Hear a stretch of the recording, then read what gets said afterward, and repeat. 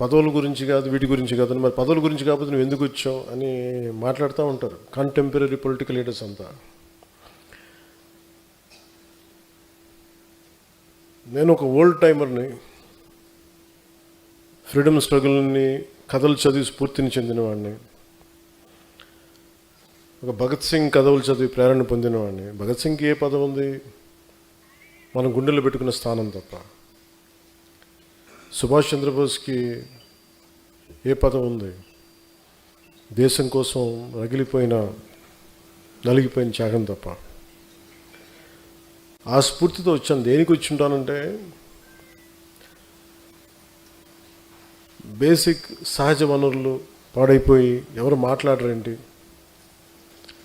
నదులు కలుషితం అయిపోతున్నాయి, గాలి కలుషితం అయిపోతుంది, ఎవరు మాట్లాడరేంటి, మనం ఏం చేయాలి, ఈ బాధలు ఇలాంటివన్నీ కలిపి ఒక పేద మనిషి, సగటు మనిషి ఇబ్బందులు పడుతూ ఉంటే మనం ఏం చేయలేమా, ఇలాంటివన్నీ తీసుకొచ్చినాయి.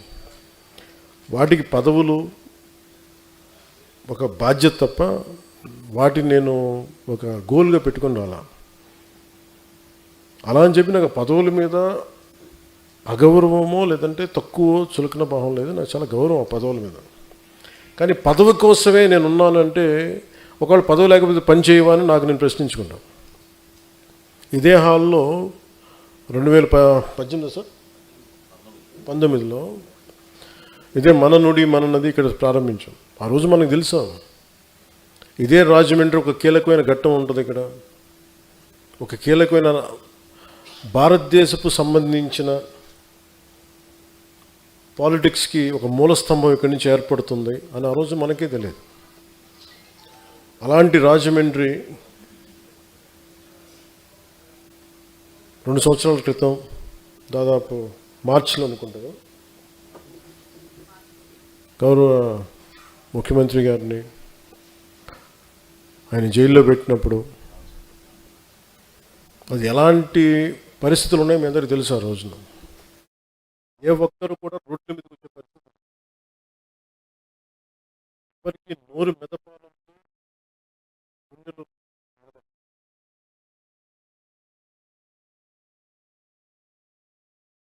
రోజున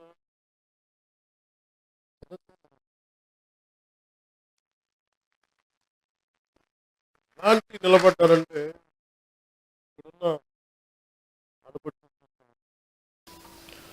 శివంగుల్లో కొట్లాడారు. యువకులైతే రోడ్ల మీదకి వచ్చి కొట్లాడారు. కేసులు ఉంటాయా పోతాయా, ఏమైతే అది అవుద్దని. తెలంగాణ బోర్డర్ దగ్గర నుంచి వైజాగ్ దాకా మొత్తం నలుమూలల, పల్నాడు కావచ్చు, గుంటూరు జిల్లాలు కావచ్చు, ప్రకాశం జిల్లా కావచ్చు,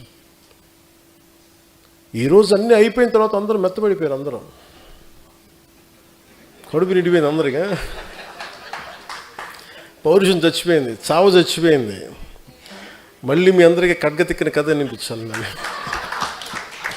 ఏమ్మా కడగతిక్కిన కథ వినిపిద్దానికి పౌరుషం చచ్చిపోయింది అందరికీ లేదు కదా.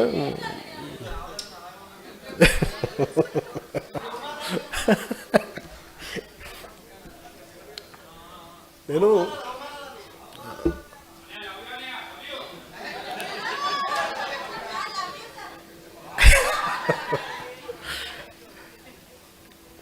అంటే అవమానాలు జరుగుతున్నాయి అంటే